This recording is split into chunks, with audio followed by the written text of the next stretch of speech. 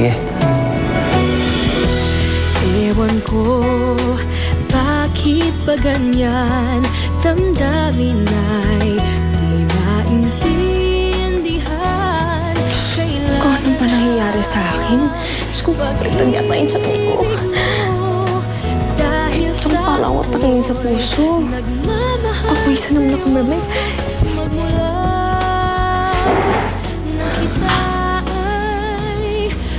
Ano ba nangyari sa akin? Dahil ba't ito sa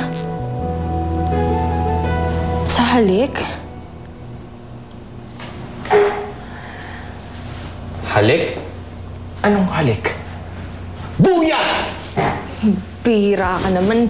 Kakaba naman ako sa'yo eh. Paano ka ba nakapasok dito? Eh paano? Pinapasok ang daddy mo bago siya pumasok sa opisina. Pagkatapos, ayun, gagantihan dapat kita dahil late ka sa usapan. Gugulatin sana kita pero ako ang ginulat mo. Halik? Anong halik? Ikaw? Kasili? Tumigil ka nga. Eh kasi naman, ganito kasi yun. Boy, kwento mo sa akin. Ito nga nangyari. Yun nga, kanina. First time mo mag-grocery dito, right? I mean, I'm sure meron namang grocery na mas malapit sa bahay niyo. Is there any other reason why... Pupuntahan ko kasi yung apartment na dapat rerentahan ko. Eh, kaso naligaw ako. So, ayun, napunta ako sa grocery para magpalamig. Wait lang. Baka alam mo yung address mo. Wait lang, ate. It's number 25 Street, Calmas, Richville, Antipolo. Actually, malapit lang sa amin to. Talaga? Okay lang ba kung papasama ako sa'yo? Kasi hindi kasi ako marunong sa directions. Kung okay lang, okay lang. Okay, sure. Okay, sige. Sundin kita dito ulit tomorrow, same time. Okay. Sige. Same time? Okay. See you, Jasmine. Sige. See you. Salamat, Sige. Sige.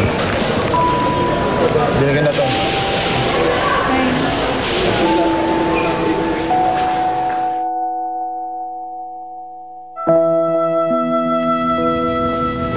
Hi, Jepoy! Hi, sweetie. Yung utang mo ah. Kunin ko mamaya. Sige, tsaka na mag-usap kapag ready ka na, ha? Ikaw talaga. Sige. Bye.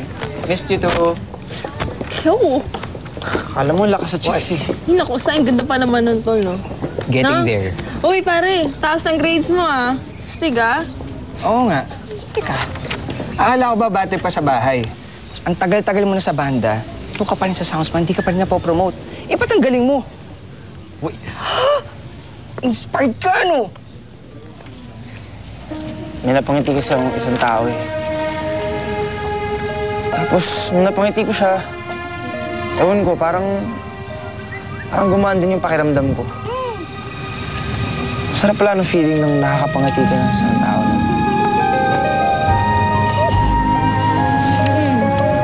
Tao ba na to? Eh, parang may...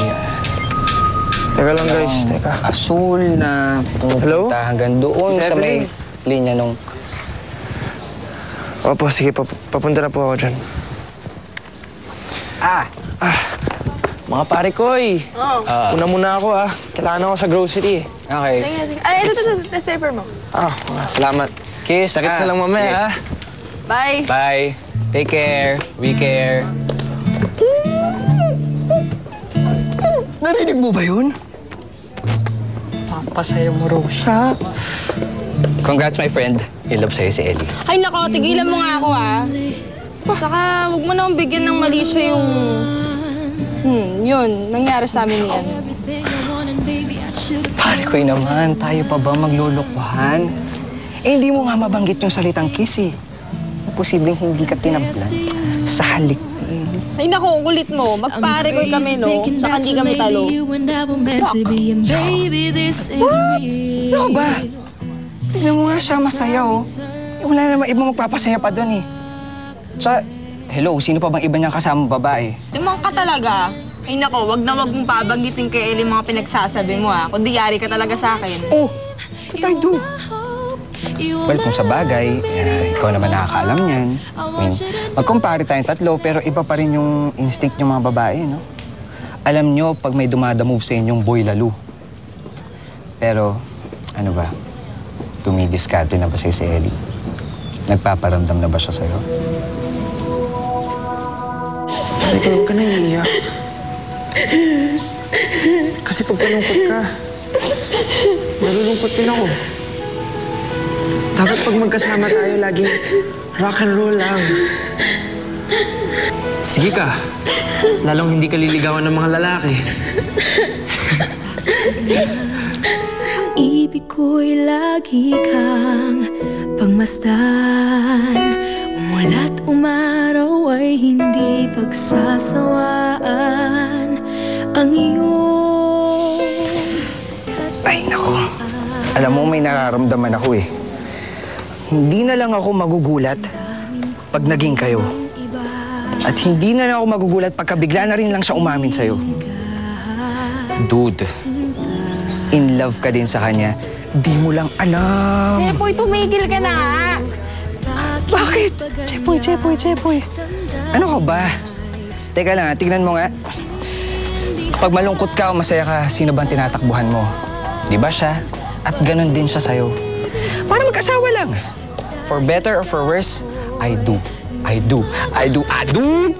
Magkasawa agad. Di pwede mag-jowa muna.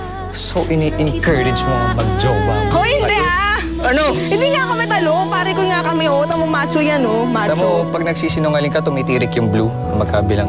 Eh, Nag-migrate na kasi si Mama papuntang US, kaya kasama yung bago niyang asawa. Nagpaiwan ka? Bakit hindi ka sumama? Mas gusto ko kasi dito eh. Saka, tingin ko nasa tamang edad na rin ako and kaya ko nang tumayo sa mga sarili kong paa. Lalong-lalo na ayoko iwan buhay ko dito. Sige, Angelo ha, mauna na ako. Total, naturo ka na rin naman sa'yo kung saan yung apartment mo. Sige.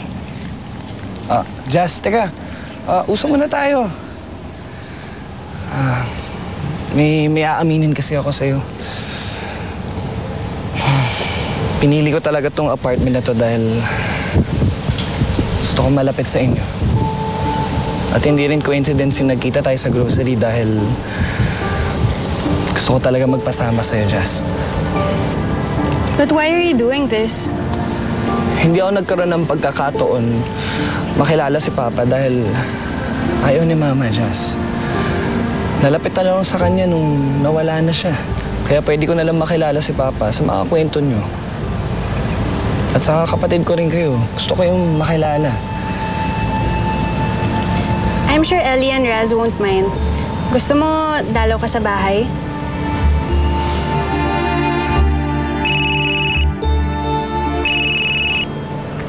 Hello? Ben? What?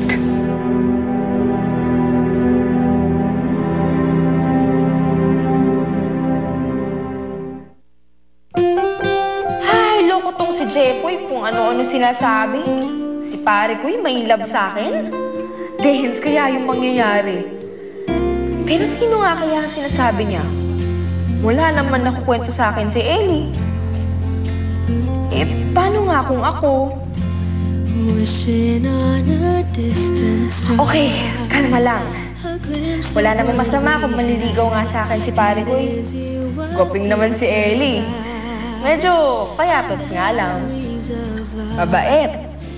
Gentleman. Laging nandyan para sa akin at higit sa lahat, rakista pa. Pero magkaibigan lang kami. Magpare-puy kami. Di kami talo. Di kaya nakakadiri kung maging kami? Para magkapatid na kaya kami. With you I wanna be, and with open arms I'm waiting for the end. All the time that you will see. Ano nangyari sa akin? See and feel the love we deserve to have. You and I are meant Diyos to ko naman. be. Ano nangyari sa When I akin? close my eyes, you are here.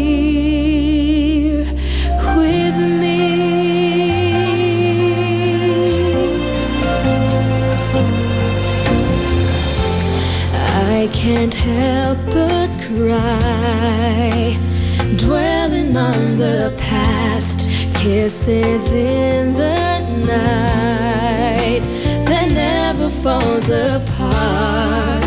And all this time I never stopped to try to bring back